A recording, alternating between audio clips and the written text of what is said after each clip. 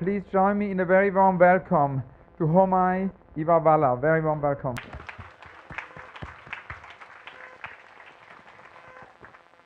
My very first question was, I wanted to ask you how it all started. How did you come to photography, or how did photography come to you? How did you start your photography? How did it all start? How did you start your photography?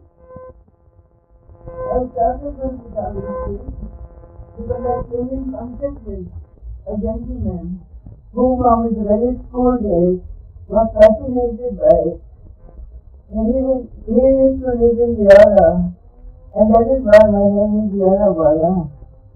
He came to Bombay to take his matriculation examination, and before that he was sending pictures to the press, doing work without electricity in dark rooms. And coming in contact with him, I was fascinated by the new product that has come up, this is the photography, and something different from whatever everybody else was doing. I started moving around with him, seeing how he was behaving, how he was taking pictures, processing them under a bed, four-post bed, because there was no dark room to do that work with.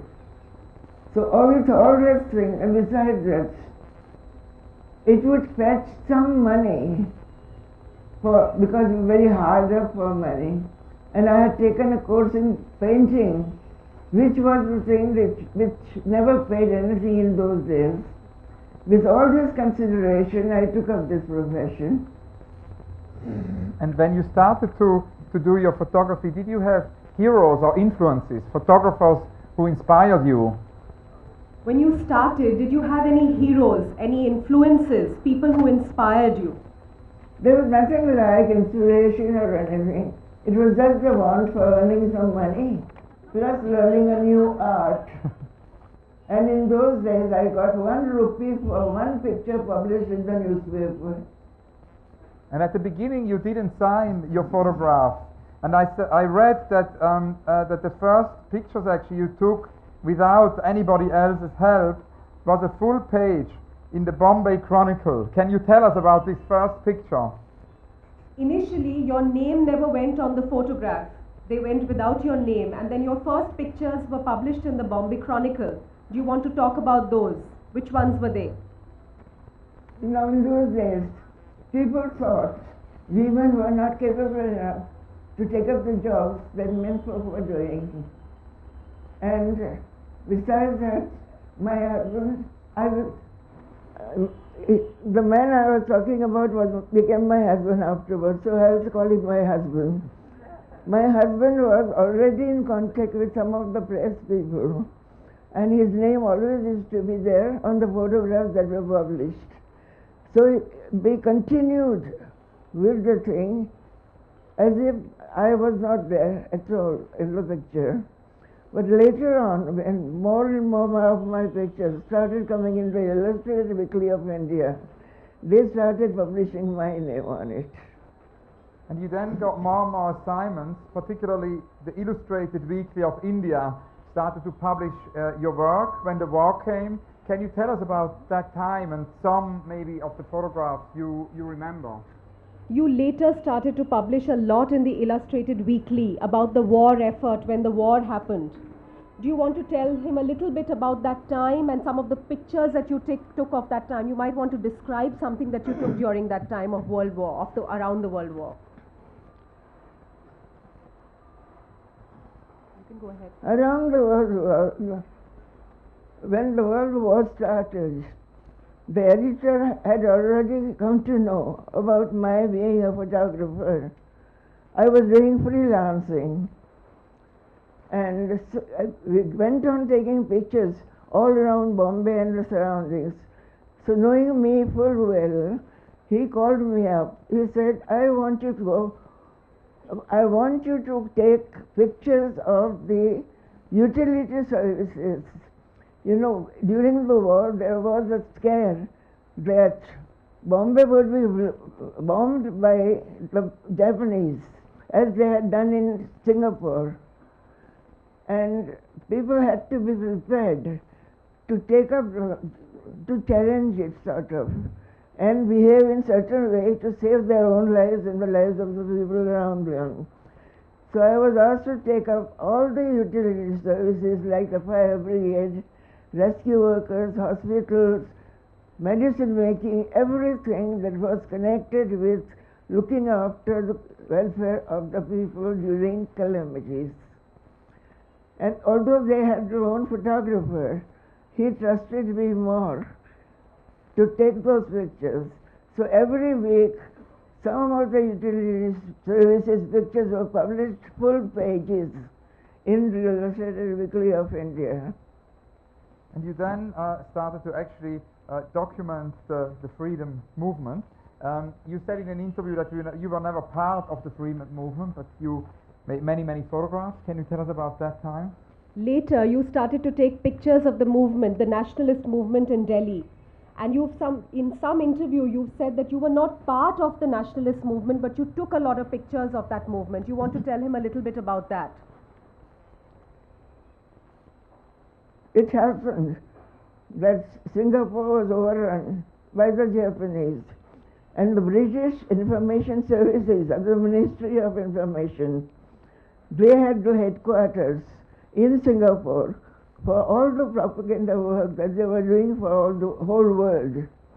Now they had to leave Singapore in a hurry, left everything behind, so they came over to Delhi. They wanted to start the whole show here again in Delhi, so they wanted to acquisition photographers. The counselor, who was supposed to be in charge of all that, he came into the Illustrated Weekly, the editor's office, and said, I want 2 photographers. Now at that time I had taken pictures of the blind school, making a story out of it. And they were in my husband's pocket. The editor called my husband. I must tell you that my husband at that time was working in the Times of India. That is connected with the Illustrated Weekly. So he was called up by the editor and introduced to the man, saying, this is the photographer we would want to give you, sort of lent for 1 year's service from the Times of India. So that is how he was employed. After that, they said, we want another photographer too. So his wife. So like that we came to Delhi. Now coming to Delhi, there was not much of a general photography I could do there at the time as a freelance. But then I was given accreditation from the Onlooker magazine in Bombay. They wanted me to represent them in Delhi. So I got my accreditation from the government of India. After that, I started doing all the work in political circles. Because I was allowed to do it. Can I just take the question? He also asked, he said that you said in an interview that you were not part of the freedom movement, but you took all these pictures. You want to answer a little bit about that? Yeah. I did not belong to any party. In the beginning, we were not even allowed to take part in the movement by our school principal. So I was completely out of political side of the show. But when I got the accreditation, I was allowed to go about anywhere, right from the president to the common man. And the Ministry of Information was recognized by the government. So I got the chance to take pictures of all the dignitaries at the different kind of work they were doing. Sometimes it was official work of meetings, sometimes it was big garden parties. All of this was covered by me because of that. Now one thing I was very curious, because Vivan told us a lot about archives, about the notion of archives. And I'm very interested in archives, and looking at your books yesterday, I realized the immense archive you have, because very often it's the only photograph of a certain moment is yours, and nothing seems to be lost. It all seems to be preserved. So how is your archive organized, and how come that it all was kept together? Mrs. Vyarawalla, he says that your book is like an archive of a certain time. So how did you decide to, it's like it's an archive put together in that book. So how did you preserve all these pictures? Did you feel over the years that these would be important? I mean, what were your thoughts about preserving all this? There was never a thought in my mind or my husband's mind that we would be preserving the pictures for the posterity. We were doing day-to-day work, just like daily wage earners, and putting away the negatives and the prints which were rejected on one side, so that they will be collected. I never cared to preserve any part of my photographic work, and it just for 23 years they were lying in boxes before they came out at the time of the 50th anniversary of the independence. A prize photographer and a critic of photography, who was writing and all that. He happened to read my name in the list of long and distinguished service category in the PIB, Press Information Bureau. He was surprised to find one Mrs. So-and-so with all the men folks' names on top. And he started searching for me in Delhi, because nobody knew me, nobody thought about me. But it happened that I was that time with the camera repairer, and this man also happened to come there. It was a flick meeting, and from that time he saw my pictures. He said, "You've got a treasure house of history, so why don't you show people all this work?" I was very willing to do that. So the boxes were opened, the negatives were brought out, and he looked through he was the one who decided about choosing the pictures with my help, no doubt. And we held an exhibition. From that day on, I started becoming known. And how many photographs are in your archive? Have they been counted? I was very curious how many. How many photographs would you have? Have you ever counted them? Well, never thought about it, but I'll tell you one thing. There was a chest of drawers, about 6 feet, and that broad. It was full of negatives. Wow. Because I was not only doing this political work, I was also doing freelance work. First time when I came to Delhi, I was the employee of the British High Commission. The High Commission had not started. It was started after the independence, but before it was called BIS, British Information Services. So I was working the whole time in the office for 11 years. And in the evening I used to do social work for the onlooker people in Bombay. So my whole daytime and my whole evening, right up to the middle of the night, went for taking pictures. And I never said no to any kind of pictures, like going to school functions, like somebody wanted a dog being photographed. So, there was no restriction between what photograph I would be taking. And that way, I went on collecting and collecting. And actually, it's fascinating because if one reads your interviews and texts, even if you accepted to do all these commissions and never said no and did such an encyclopedic work, you do have moments which are most important to you. You talk here about the most thrilling moments, and among those are obviously many photographs of Nehru, and also your picture of Gandhi arriving for the Congress meeting to decide on partition. Can you tell us about your most important pictures? The pictures. Can you tell him a little bit now about some of your most important pictures, your most memorable ones? You've talked a lot about taking pictures of Nehru. You've talked about the picture of Gandhi when he came for the meeting for, putting up their hands for partition. You want to talk a little bit about some of your most famous pictures and just the experience of photographing them. Maybe 2 pictures. Most of the functions that took place before the transfer of power, naturally they were for the press and they were published. But beyond that, I found that the leaders at that time were very liberal minded, and they had no objection to my taking pictures at any time in any pose that they were having in. So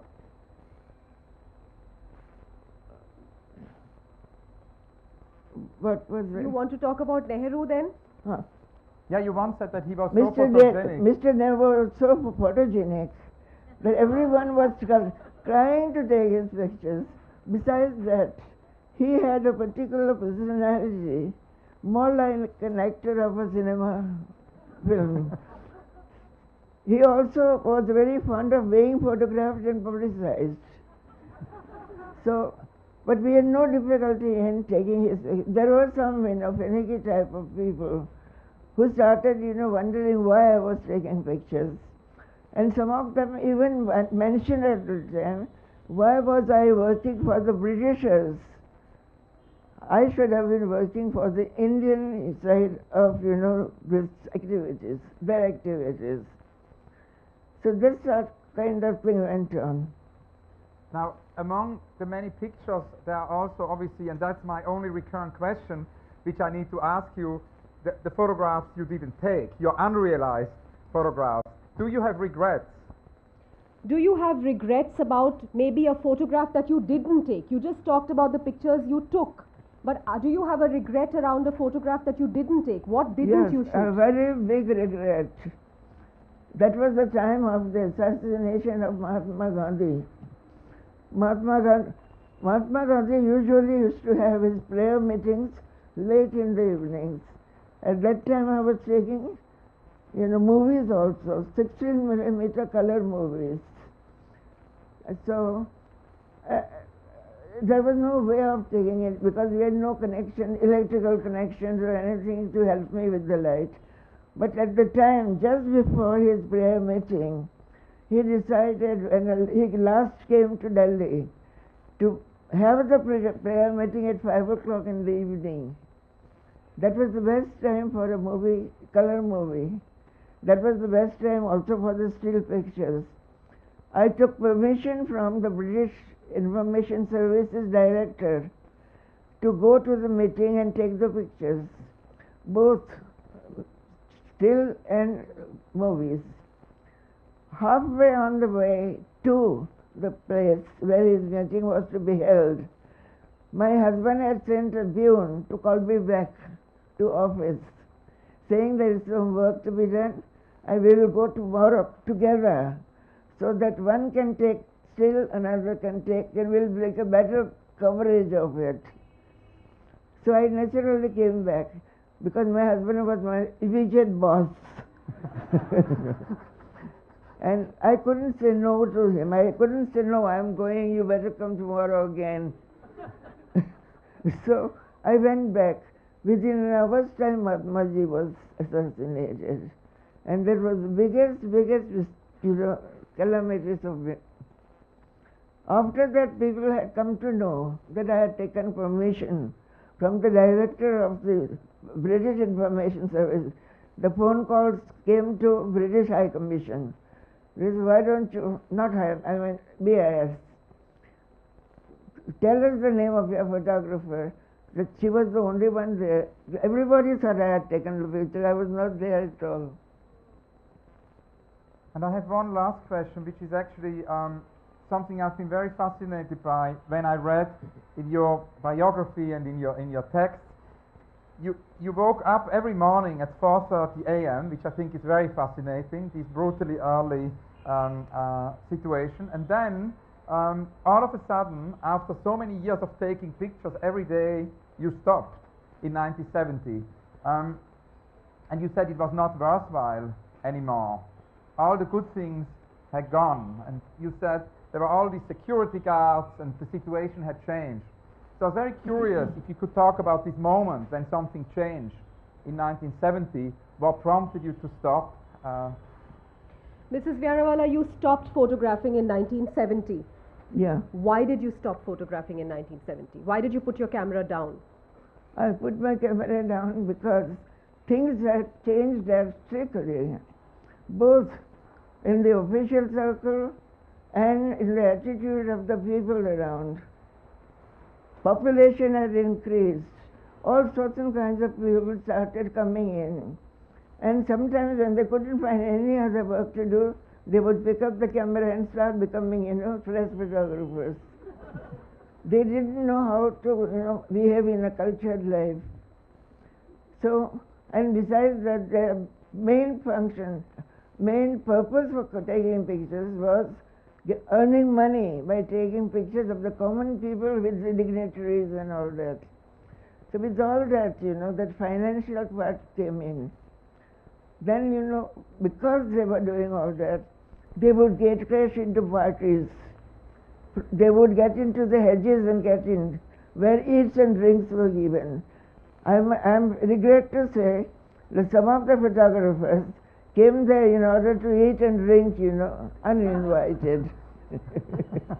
I've got one very last question. Rainer Maria Rilke wrote this lovely little book, which is an advice to a young poet. And I was incredibly curious what today, in 2011, would be your advice to a young photographer. Today, in 2011, what would be your advice to a young photographer? Be honest. Don't manipulate pictures according to your own ideals and ideas. Represent only those things that happen and the way they happened, and not give a biased view of anything. That is one, and not be a nuisance to the people photographed, and not take pictures on a sly, and using those pictures without their permission. I'm talking about press photography, because I was not doing general photography so far. Wonderful. Thank you so. Thank you very much. Thank you.